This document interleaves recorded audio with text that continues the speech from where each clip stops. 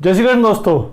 हमने पिछले वीडियो में कालपुरुष की कुंडली के बारे में अध्ययन किया था कि कौन कौन से अंगों का अध्ययन हम कुंडली के अनुसार कर सकते हैं। उससे पहले हमने भावों का अध्ययन किया था और राशि और उनके स्वामी के बारे में हमने चर्चा की थी कि कौन कौन सी राशि के कौन कौन सा ग्रह स्वामी होता है। राहु केतु को कोई भी राशि नहीं दी गई है। आज हम बात करते हैं इन ग्रहों के अध्ययन के बारे में, ग्रहों की दृष्टि के बारे में कि ग्रहों की कौन कौन सी दृष्टि पड़ती है। तो सर्वप्रथम हम बात करें मंगल की। मंगल की 4, 7 और 8 ये दृष्टियां होती हैं। फिर हम बात करें गुरु की, तो गुरु की 5, 7 और 9 ये 3 दृष्टियां होती हैं।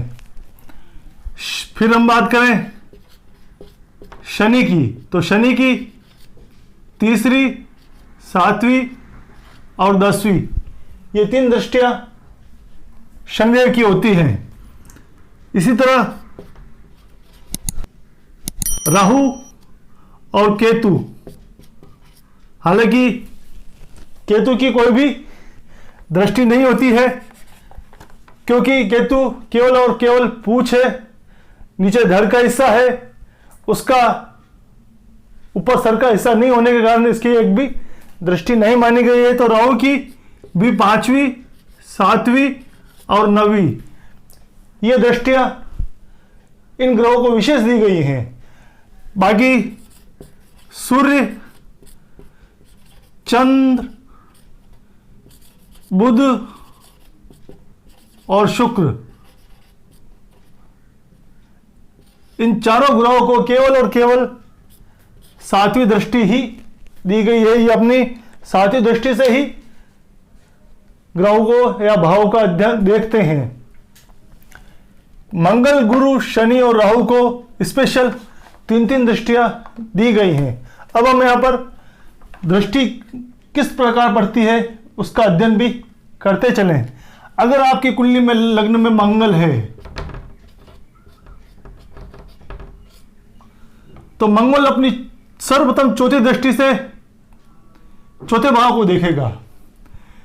1, 2, 3 और 4 इस तरह ये चौथी दृष्टि से चौथे भाव को देखता है।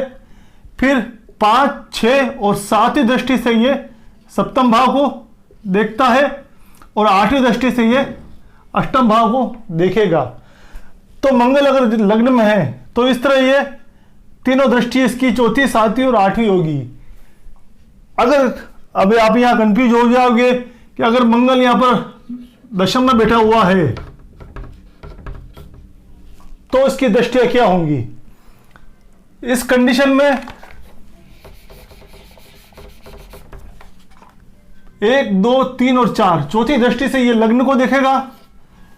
फिर 7वीं दृष्टि से ये सप्तम भाव को देखेगा। 1, 2, 3, 4, 5, 6 और 7 7वीं दृष्टि से ये चतुर्थ भाव को देखेगा और 8वीं दृष्टि से ये पंचम भाव को, संतान पक्ष को देखता है। विद्या वगैरह, शिक्षा ये सब 8वीं दृष्टि से ये देखेगा। 8वीं दृष्टि मंगल की नेक्स्ट कार्य बताई गई है। इस तरह हम मंगल की दृष्टियों का अध्ययन कर सकते हैं। अब हम बात करते हैं बृहस्पति देव, गुरुदेव की। तो गुरुदेव अगर दशम भाव या चतुर्थ भाव में बैठा हुआ है तो यहां पर यह कर्क राशि में उच्चिका हो गया। यहां पर कोई भी राशि हो सकती है दोस्तों। यहां पर कुंडली में चौथी कर्क राशि आई है इसलिए मैंने यहां उच्चिका बताया है। हमेशा चौथे भाव में ये उच्चिका नहीं होता है, कोई भी राशि यहां पर हो सकती है। तो यहां पर अगर गुरु बैठता है तो अपनी 5वीं दृष्टि, 7वीं दृष्टि और 9वीं दृष्टि ये तीनों दृष्टियां रखता है गुरु। तो 1, 2, 3, 4 और ये 5 इस 5वीं दृष्टि से ये अष्टम भाव को देखता है। तो आयु में वृद्धि करेगा, ये गुप्त रहस्यों के बारे में जानकारी देता है और भी बहुत सी बातों का ये अध्ययन इस यहाँ पर दृष्टि होने से इसको शुभ फल पांचवी दृष्टि होने से शुभ फल प्रदान करता है। फिर 6 और 7, सातवीं दृष्टि से ये कर्म क्षेत्र को देखेगा, व्यवसाय को देखेगा, व्यापार को देखेगा, और फिर ये 9वीं दृष्टि से 12वें भाव को देखकर मोक्ष और मुक्ति प्रदान करता है। तो इस तरह गुरु की 5वीं दृष्टि यहां पर हुई, 7वीं दृष्टि यहां पर हुई और 9वीं दृष्टि यहां पर हुई। तो इस तरह ये अपने तीनों दृष्टियों से गुरुदेव देखते हैं। अब हम बात करते हैं शनिदेव की, कि शनिदेव किस तरह अपनी तीनों दृष्टियां डालते हैं, इसका भी हम अध्ययन करते चलें।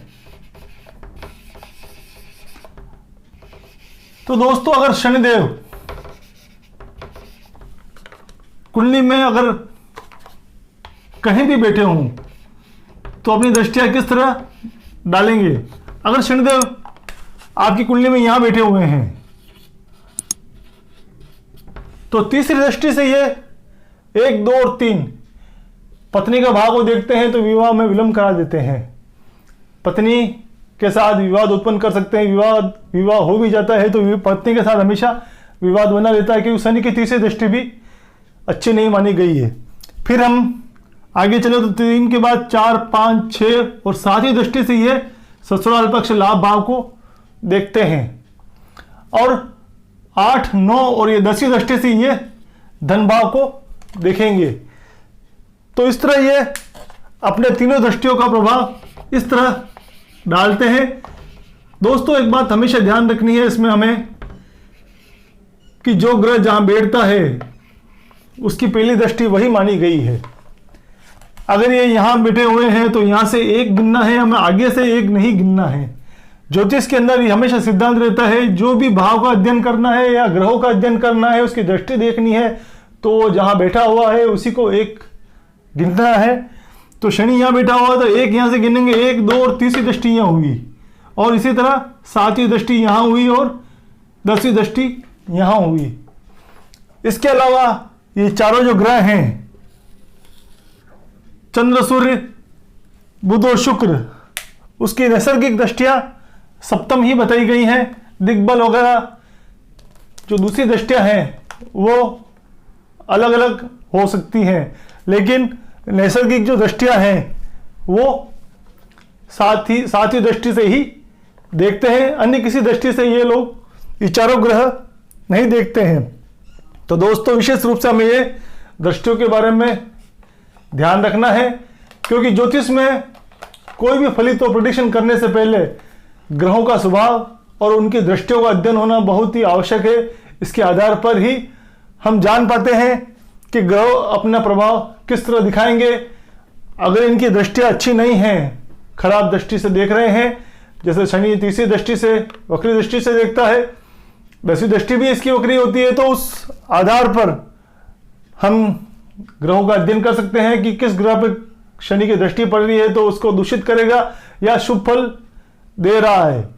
इस आधार पर हम जान सकते हैं। गुरु भी अपनी दृष्टि के आधार पर ग्रहों को शुभ फल प्रदान करते हैं, उनको बल प्रदान करते हैं। तो दोस्तों, आज हमने ग्रहों की दृष्टि के ऊपर अध्ययन किया। इसी तरह हम एक नए विषय के साथ आपके साथ हमेशा जुड़े रहेंगे। हमारी वीडियो अगर आपको पसंद आए तो लाइक जरूर कीजिएगा, सब्सक्राइब करके हमें मोटिवेट कीजिएगा। जय श्री कृष्ण।